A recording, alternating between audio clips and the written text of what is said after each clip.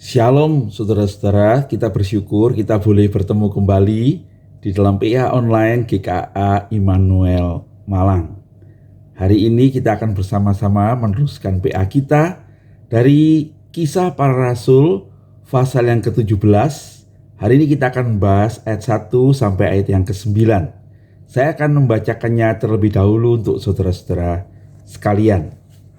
Paulus dan Silas mengambil jalan melalui Amfipolis dan Apolonia dan tiba di Tesalonika.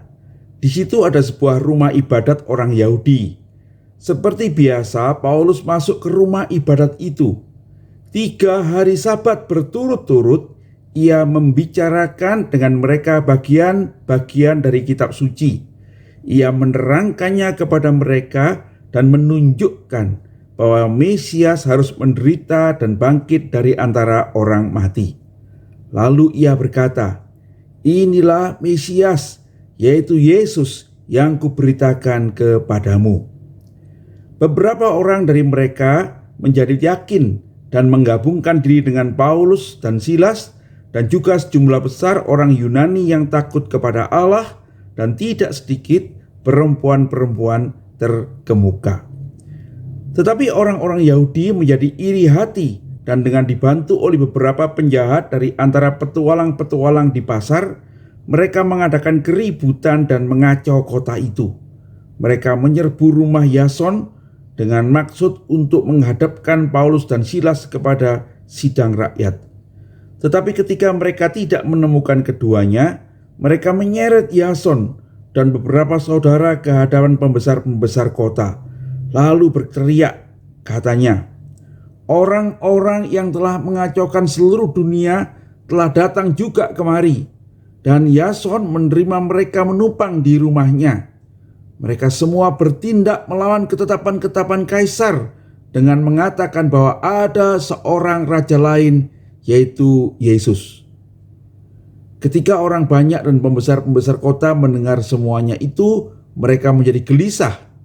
Tetapi setelah mereka mendapat jaminan dari Yason dan dari saudara-saudara lain, mereka pun dilepaskan. Berbahagia kita yang membaca firman Tuhan, menyimpan dalam hati, merenungkannya, belajar daripadanya, dan berjalan dalam tuntunan kebenaran itu. Mari kita berdoa sebelum kita bersama-sama merenungkan firman Tuhan. Bapa yang di surga, terima kasih kami boleh kembali belajar firman-Mu. Hari ini kami membaca bagaimana Paulus dan Silas memberitakan Injil di Tesalonika, kota yang besar itu, mendapatkan tantangan, tetapi juga menemukan orang-orang yang terbuka pada Injil dan menerima Engkau sebagai Tuhan dan Juru Selamat. Kiranya melalui apa yang kami pelajari, kami juga boleh mengerti bagaimana dengan bijaksana kami memberitakan Injil kepada orang-orang di sekitar kami. Tuntunlah kami dengan kuasa Roh Kudus-Mu ya Tuhan, di dalam nama Tuhan Yesus Kristus, Juru Selamat kami yang hidup, kami berdoa dan mengucap syukur. Amin. Nah saudara-saudara, Tesalonika adalah kota besar yang kedua yang dikunjungi Paulus di daerah Makedonia. Dan sebenarnya kota Tesalonika ini lebih besar dari Filipi ya, karena dicatat bahwa Tesalonika itu adalah ibu kota dari seluruh provinsi atau daerah Makedonia ya. Sehingga kita tahu di kota ini banyak pendatang dan juga ada orang-orang Yahudi ya. Maka di Tesalonika ini rupanya ada sinagog yang membuat mereka kemudian bisa bertemu dengan orang-orang Yahudi di sana.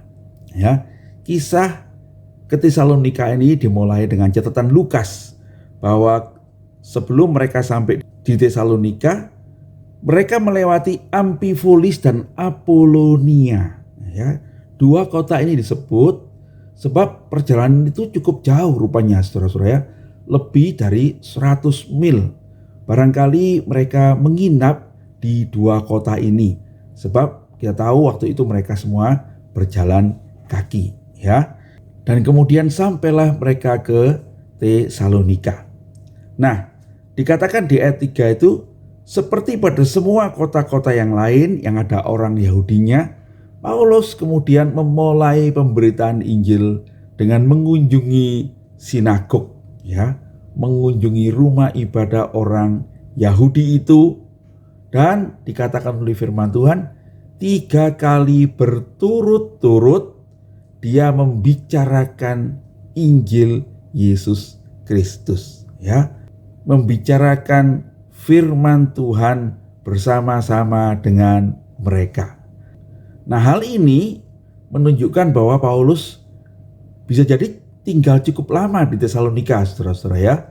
Bisa lebih dari 3 minggu itu, sebab 3 minggu itu adalah waktu yang dipakai oleh Paulus dalam pertemuannya untuk membicarakan tentang Injil, tentang Tuhan Yesus Kristus, ya. Nah, dalam waktu yang cukup panjang, dalam pertemuan dengan orang-orang Yahudi, orang-orang Yunani, dan kita nanti ketemu ada juga perempuan-perempuan terkemuka yang juga mendengarkan Injil itu, kita memperhatikan bagaimana Paulus itu menyampaikan, memberitakan Injil kepada mereka. Ya, dikatakan yang pertama bahwa Paulus itu membicarakannya, ya, membicarakan firman Tuhan bersama-sama dengan mereka. Nah, kata membicarakan ini pakai kata dialegomai, dialog, saudara-saudara, yang menunjukkan bahwa Paulus bertanya jawab dengan mereka, ya, jadi tidak searah, tapi menjawab pertanyaan-pertanyaan mereka, mendiskusikannya, mendengarkan pendapat-pendapat mereka, ya. Jadi Paulus dengan terbuka membicarakan semuanya itu dan mau mendengarkan juga apa yang menjadi pendapat-pendapat mereka tentang firman Tuhan. Kata yang kedua yang dipakai dikatakan kemudian dia menerangkan kepada mereka. Kata yang dipakai adalah dianoigo, ya, dianoigo, yang menunjukkan kemudian Paulus memberikan penjelasan, penafsiran. Kita mengerti Paulus adalah seorang yang mengerti firman Tuhan, dia ahli Taurat, dia orang Farisi, dan dia dengan pengetahuannya yang banyak memberi penjelasan yang lebih dalam barangkali, ya, tentang apa yang sedang mereka bicarakan. Dan berikutnya dia menunjukkan paratitemi, ya, yang lebih tepat lagi barangkali membuktikan, begitu, menunjukkan atau membuktikan kepada mereka bahwa Yesus itu adalah Mesias yang dijanjikan di dalam kitab suci, ya. Dan setelah dia memberikan bukti-buktinya, ya, lalu kemudian terakhir baru dia menyampaikan pernyataan yang kita baca di dalam ayat keempat itu. Inilah Mesias, yaitu Yesus yang kuberitakan kepadamu. Setelah mereka semua selama beberapa waktu berturut-turut mendiskusikan itu, mendengarkan penjelasan Paulus, dan kemudian mereka mendengarkan proklamasi Injil itu, maka dikatakan oleh firman Tuhan, beberapa dari mereka menjadi yakin dan kemudian menggabungkan diri dengan Paulus dan Silas, ya. Sejumlah besar orang Yunani juga menjadi percaya, dan tidak sedikit perempuan-perempuan terkemuka lalu bergabung kepada mereka. Nah, saudara-saudara, kita melihat bagaimana Paulus itu dengan bijaksana mendengarkan, mendiskusikan, dan memberitakan Injil. Saya yakin dia juga menceritakan tentang kesaksian-kesaksian hidupnya pada mereka. Dan Roh Kudus bekerja, ya, melalui kesaksian, melalui penjelasan-penjelasan, melalui dialog, melalui komunikasi yang dibuka. Orang-orang itu boleh mengenal Tuhan Yesus Kristus, Mesias yang menderita karena menebus dosa kita itu, dan mereka menjadi percaya. Nah, tapi ayat 5, saudara-saudara, kita menemukan sama dengan bagian-bagian yang lain yang sudah kita baca, Maka timbullah tantangan dari orang Yahudi. Ya, saudara-saudara, tantangan ini dikatakan oleh firman Tuhan karena ada orang-orang yang iri hati. Ya, karena Paulus dan Silas kemudian membawa pengaruh pada orang-orang Yahudi di sana, membawa banyak orang mengenal Tuhan Yesus Kristus, dan nampaknya orang-orang Yahudi ini kemudian juga mendengar dari berita-berita yang lain tentang Paulus, ya, dan kemudian mereka mulai menyebarkan huru hara, katanya begitu, ya. Pasti mereka mulai membicarakan tentang Paulus itu membawa ajaran yang sesat, begitu, ya, seperti di Ikonium, seperti di Listra, ya. Mereka mengatakan pada orang-orang Yunani, orang yang tidak kenal Tuhan itu, bahwa Paulus itu sebetulnya bukan orang Yahudi yang benar. Paulus dan Silas itu membawa ajaran yang sesat, yang tidak sesuai firman Tuhan. Dan kemudian mereka mulai membuat keributan. Mereka menyewa orang-orang durhaka, begitu, orang-orang jahat di sekitar situ. Barangkali kalau kita kenal hari ini preman-preman, begitu, ya. Dan mereka mulai mengacaukan pertemuan-pertemuan Paulus dan Silas. Lebih jauh lagi, mereka kemudian mencari Paulus dan Silas dan menangkapnya karena mereka punya alasan. Alasan apa, saudara-saudara? Mereka mau menuduh Paulus dan Silas di hadapan para pembesar itu bahwa mereka adalah orang-orang yang memberontak kepada Kaisar, ya. Mereka mencari Paulus dan Silas, tapi mereka tidak menemukannya. Tetap lalu mereka menangkap Yason. Nah, ini kita menemukan satu nama, saudara, ya. Yason yang nampaknya adalah seorang di Tesalonika yang menerima Paulus dan Silas di rumahnya, ya. Nah, nampaknya orang ini kemudian percaya pada Tuhan Yesus, dan orang-orang Yahudi itu dengan barangkali dibantu oleh preman-preman di tempat itu kemudian menyeret Yason, ya, ke hadapan para pembesar kota itu. Nah, katanya dikatakan para pembesar kota itu pakai kata politarkes, ya, politarkes. Nah, menurut catatan Tesalonika itu dulu punya 5 politarkes, jadi seperti dewan kota, begitu, ya. Dan Yason dan beberapa saudara-saudara dibawa menghadap dan kemudian disampaikanlah tuduhan. Nah, tuduhannya menarik, saudara. Pertama-tama mereka mengatakan orang-orang yang mengacaukan dunia itu sudah sampai ke tempat ini. Nah, ini tentu hal yang buruk, ya. Tetapi dari pernyataan yang buruk ini, saudara-saudara, kita jadi mengerti, ya, bagaimana Roh Kudus itu bekerja begitu luar biasa, sehingga Paulus dan Silas dan sedikit orang memberitakan Injil itu. Mereka itu menjadi orang-orang yang mengacaukan seluruh dunia, katanya. Dunia yang mana? Itu adalah daerah-daerah dalam kekuasaan Romawi, ya. Rupanya pengaruh itu begitu meluas, ya, sehingga pemberitaan Injil itu mulai menjadi ancaman dan menimbulkan kegelisahan di antara orang-orang Yahudi dan juga barangkali orang-orang Yunani yang percaya kepada Kaisar atau percaya pada dewa-dewa yang lain, ya. Lalu mereka mengatakan, dan Yason itu menerima mereka di rumahnya. Dan karena itu mereka minta Yason diadili. Tetapi menarik, rupanya Yason bukan orang sembarangan, saudara-saudara, ya.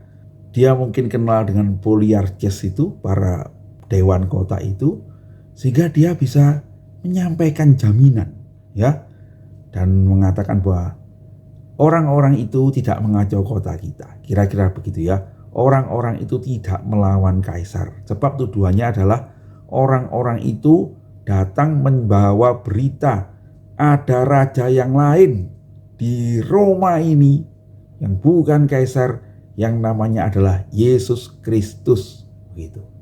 Nah, Yason ini kemudian menjamin mereka bahwa itu tidak benar, ya. Barangkali dia menceritakan Yesus yang diceritakan itu sudah meninggal, bukan? Sudah disalibkan. Dan orang-orang itu menceritakan ajaran yang baik, begitu, ya. Dan saya tidak tahu bagaimana, tetapi poliarkes itu, orang-orang dewan kota itu kemudian menyetujui untuk membebaskan Yason dan teman-temannya. Ya. Dan kemudian Yason dan teman-temannya kembali ke rumah, dan malam itu juga mereka membawa Paulus dan Silas dan saudara-saudara untuk keluar dari Tesalonika, dan kemudian mereka pergi ke Berea. Nah, minggu depan kita akan bahas bagaimana Paulus dan Silas di Berea. Nah, tapi untuk hari ini saudara-saudara, apa yang menjadi pelajaran kita? Dari PA yang singkat ini kita mau belajar bagaimana kita harus memberitakan Injil. Menarik saudara-saudara, pada bagian ini kita boleh belajar bagaimana dialog itu menjadi jalan yang baik bagi pemberitaan Injil. Paulus tidak terburu-buru, Silas tidak terburu-buru. Mereka menghabiskan beberapa waktu, ya, bahkan 3 minggu lamanya dalam pertemuan mendiskusikan tentang firman Tuhan. Paulus itu mendengarkan pendapat-pendapat mereka, ya, mendengarkan pengertian mereka, mendengarkan keyakinan mereka juga, ya. Jadi dia tidak terburu-buru, tapi kemudian dia memberikan penjelasan-penjelasan dari kebenaran firman Tuhan. Nah, ini menarik ya. Paulus memberikan penjelasan-penjelasan tidak di luar firman Tuhan, tetapi dia menjelaskan dari firman Tuhan tentang Mesias yang harus menderita, disalib dan mati untuk menyelamatkan orang berdosa.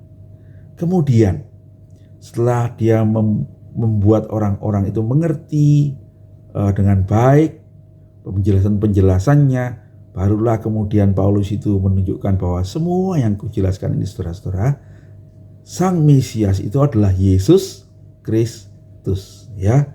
Paulus kemudian memberikan proklamasi tentang Injil. Nah, ini juga penting saudara-saudara, ya. Memberitakan Injil itu harus diakhiri dengan menyampaikan tentang Yesus Kristus yang adalah juru selamat itu, ya. Tapi Paulus take time, ya. Paulus mengambil waktu yang cukup. Dia tidak terburu-buru, ya. Dan bukan hanya dia memproklamasikan, tetapi dia rupanya juga mengundang mereka untuk bergabung. Nah, itu yang kita baca, ya. Beberapa orang kemudian diyakinkan, ya. Dan setelah diyakinkan mereka bergabung. Maka mulailah jemaat di Tesalonika itu berdiri. Saudara-saudara, bagaimana dengan gereja kita? Apa yang kita lakukan dalam menjangkau orang-orang di sekitar kita? Apakah kita mengambil waktu untuk mendekati mereka?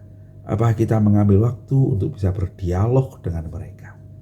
Apakah kita mengambil waktu untuk mendengarkan mereka, membicarakan apa yang relevan, ya, dalam kehidupan mereka, lalu menuntunnya kepada firman Tuhan dan membawa mereka kepada Yesus Kristus Sang Juru Selamat itu. Kiranya firman Tuhan hari ini menolong kita. Bagaimana kita harus terus memberitakan Injil dengan relevan, dengan sabar, dengan kesaksian-kesaksian yang kuat, dan jangan lupa dengan membawa kabar dari firman Tuhan itu, supaya mereka pun beroleh iman pada Tuhan Yesus Kristus dan beroleh keselamatan di dalam Dia. Nah, saudara-saudara, yang kedua, barangkali kalau kita melihat akhir cerita itu, Paulus dan Silas akhirnya harus keluar dari Tesalonika. Saudara-saudara, Injil tidak pernah mudah diberitakan, ya. Memberitakan Injil kita harus siap selalu menghadapi perlawanan. Tapi saudara, kalau kita menghadapi perlawanan kesukaran, nomor satu ingatlah Tuhan Yesus Kristus sendiri ketika datang membawa keselamatan dan Injil itu kepada kita orang berdosa, supaya oleh kasih karunia-Nya kita diselamatkan. Dia pun ditolak, bahkan dia mati di kayu salib. Tetapi Tuhan tidak berhenti. Di dalam kematian dan kebangkitannya, Injil terus diberitakan dan Roh Kudus menyertai. Sebab itu mari kita prepare ya. Mari kita menyiapkan diri menghadapi yang terburuk, tetapi dengan sikap yang baik, sikap yang terus mengasihi seperti Tuhan Yesus Kristus mengajar kita. Dan yang kedua, saudara-saudara, mari kita ingat di Tesalonika ini kemudian nanti muncul jemaat yang kuat. Jemaat yang bukan dibangun dari keberhasilan, berkat-berkat, tetapi jemaat yang dibangun dari pergumulan gitu ya, dari kesukaran. Iman yang diperhadapkan pada tantangan kesukaran biasanya menjadi iman yang dewasa, iman yang mantap, iman yang kuat. Dan itulah yang membuat jemaat di Tesalonika menjadi salah satu jemaat yang mempunyai peran yang besar dalam pemberitaan Injil di seluruh Eropa. Tesalonika menjadi salah satu penerima surat yang penting dari Paulus, dan surat kepada jemaat di Tesalonika itu menjadi salah satu bagian yang penting di dalam firman Tuhan kita, perjanjian baru itu. Tuhan kiranya menolong kita. Mari kita setia memberitakan Injil, memberitakannya dengan relevan, memberitakannya dengan sabar, memberitakan dengan kesaksian yang kuat, dan jangan lupa memberitakan Yesus Kristus Juru Selamat. Biar Roh Kudus menuntun kita, dan sekalipun kita menghadapi tantangan dan masalah, persoalan bahkan aniaya, sesungguhnya itu Tuhan pakai semuanya untuk membawa kebaikan bagi kita, bagi kemajuan Injil Tuhan sendiri. Mari kita terus memberitakan Injilnya. Mari kita berdoa. Tuhan, terima kasih melalui PA hari ini kami diingatkan bagaimana kami memberitakan Injil. Tuntunlah kami bukan hanya menjadi orang-orang yang menerima anugerah Tuhan, keselamatan yang dari Tuhan, tetapi kami boleh menceritakannya, membawa kabar baik pada sama kami. Dan kiranya Roh Kudus yang menuntun kami, karuniakan kami kesabaran, karuniakan kami relevansi yang baik, karuniakan kami hati yang percaya kepadamu, dan kiranya kesaksian hidup kami pun menjadi alat untuk membawa orang diyakinkan dan bergabung bersama-sama dalam umat-Mu. Ketika tantangan datang, karuniakan kami iman, supaya kami boleh menghadapi semua tantangan dengan bersandar pada Tuhan, dengan tetap menunjukkan kasih, dan biarlah tantangan-tantangan itu justru membuat kami semakin kuat, gereja-Mu semakin diberkati, karena Tuhanlah penolong juru selamat kami. Terpujilah nama Tuhan. Kami berdoa dan mengucap syukur di dalam Yesus Kristus Tuhan dan juru selamat kami yang hidup. Amin. Demikian PA kita hari ini, saudara-saudara. Kita bertemu nanti dalam Zoom meeting jam 6 sore. Kita boleh mendiskusikannya bersama-sama kalau ada pertanyaan-pertanyaan dari saudara. Tuhan Yesus memberkati.